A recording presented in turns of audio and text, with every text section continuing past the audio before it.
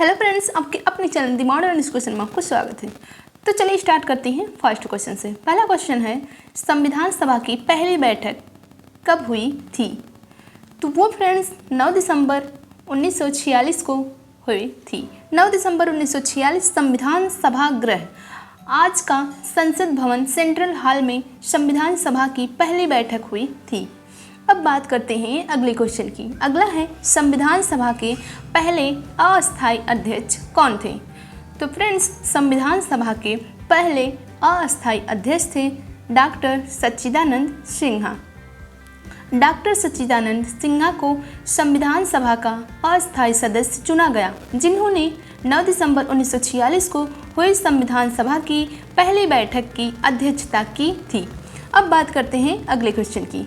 वो हैं, भारतीय संविधान सभा की स्थापना कब की गई थी? तो वो फ्रेंड्स, भारतीय संविधान सभा की स्थापना की गई थी 6 दिसंबर 1946 को। अब चलिए अगले क्वेश्चन पर। संविधान सभा के अस्थायी अध्यक्ष के रूप में किसे नियुक्त किया गया था? तो फ्रेंड्स, संविधान सभा के अस्थायी अध्यक्ष के रूप में नियुक्त किया गया था डॉक्टर राजेंद्र प्रसाद जी को। 11 दिसंबर 1946 को डॉक्टर राजेंद्र प्रसाद संविधान सभा के अस्थायी अध्यक्ष निर्वाचित हुए थे। अब बात करते हैं अगले क्वेश्चन की। अगला है, भारत में पहली बार संविधान दिवस किस वर्ष में मनाया गया था? तो वो फ्रेंड्स, मनाया गया था 2015 में। डॉक्टर भीमराव अंबेडकर के इस महान योगदान के रूप में भारत सरकार द्वारा पहली बार 26 नवंबर 2015 को संविधान दिवस मनाया गया था तथा 26 नवंबर 2015 से प्रत्येक वर्ष संपूर्ण भारत में संविधान दिवस मनाया जा रहा है। अब चलिए अगले क्वेश्चन पर। तो वो है, भारतीय संविधान के निर्माण में कितना समय लगा था?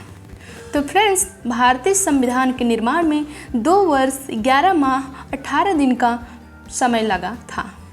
तो अब चलिए देख लेते हैं अगला क्वेश्चन है इसमें। अगला है, पंचवर्षीय योजना की अवधारणा किस देश के संविधान से प्रेरित है? तो वो फ्रेंड्स, पंचवर्षीय योजना की अवधारणा पूर्व सोवियत संघ के संविधान से ली गई थी। अब चलते हैं, देखते हैं अगला क्वेश्चन। वो है, किस भाग को संविधान की आत्मा कहा जाता है? तो फ्रेंड्स, वो कहा जाता है उद्देशिका को, या फिर बोल सकते हैं प्रस्तावना को। तो दरअसल उद्देशिका को संविधान का मूलभूत सार माना जाता है। इसे पढ़ने से संविधान का उद्देश्य पता चलता है और इससे हमारे संविधान का दर्शन भी ज्ञात होता है। शायद यही वजह है कि उद्देशिका की संविधान की आत्मा कहा जाता है। अब देखते हैं अगला क्वेश्चन। अगला है, भारतीय संविधान को लागू करते समय इसमें कितने अनुच्छेद, भाग और अनुसूचियाँ थे? तो वो देखते हैं। तो फ्रेंड्स, अनुच्छेद थे 395 और 22 भाग थे और उसमें 8 अनुसूचियाँ थी। अब देखते हैं अगला क्वेश्चन। वर्तमान समय में भारतीय संविधान में कितने अनुच्छेद और कितने भाग और कितनी अनुसूचियाँ हैं? तो वो फ्रेंड्स, अनुच्छेद हैं 470 और भाग हैं 25 और 12 उसमें अनुसूचियाँ हैं। अब बात करते हैं अगले क्वेश्चन की। अगला है, भारत का संविधान किसके द्वारा बनाया गया था? तो फ्रेंड्स, भारत का संविधान भीमराव अंबेडकर को भारतीय संविधान का प्रधान वास्तुकार या निर्माता कहा जाता है। अब देखते हैं अगला। तो अगला है, भारतीय संविधान को अंगीकृत कब किया गया था? तो भारतीय संविधान को 26 नवंबर 1949 को भारतीय संविधान को संगठक सभा के द्वारा अंगीकृत किया गया। भारत का संविधान 26 जनवरी 1950 को लागू हुआ था। अब देखते हैं अगला क्वेश्चन। भारत का मूल संविधान कहाँ से प्रकाशित हुआ था? तो फ्रेंड्स, भारत का मूल संविधान उत्तराखंड राज्य के देहरादून शहर से प्रकाशित हुआ था। अब चलते हैं अगले क्वेश्चन पे। वो है, किस देश का सबसे बड़ा लिखित संविधान है? तो फ्रेंड्स, वो भारत का संविधान विश्व का सबसे बड़ा लिखा गया संविधान है। अब चलते हैं अगले पर। वो हैं, संविधान की लिखित संकल्पना का उद्भव सबसे पहले कहाँ हुआ था? तो वो फ्रेंड्स, संविधान के लिखित संकल्पना का उद्भव हुआ था संयुक्त राष्ट्र अमेरिका में।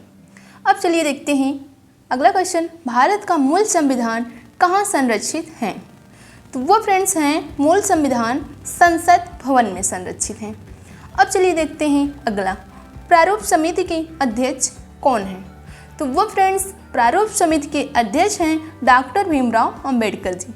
अब बात करते हैं अगले क्वेश्चन की। अगला है, प्रारूप समिति ने भारत के संविधान को किस भाषा में लिखी थी? तो वो फ्रेंड्स केवल अंग्रेजी भाषा में लिखा गया भारत का संविधान, जैसा कि 26 नवंबर 1949 को अपनाया गया था और अंग्रेजी भाषा में था। अब देखते हैं अगला क्वेश्चन, संविधान सभा में महिला सदस्यों की संख्या कितनी थी? तो संविधान सभा में महिला सदस्यों की संख्या थी। अब बात करते हैं अगले क्वेश्चन की। अगला है, संविधान सभा में अनुसूचित जनजातियों की संख्या कितनी थी? तो संविधान सभा में अनुसूचित जनजातियों की संख्या थी 33। तो फ्रेंड्स, इसी तरह से और भी वीडियो पाने के लिए चैनल को लाइक करें, सब्सक्राइब करें एंड शेयर करें। Thank you.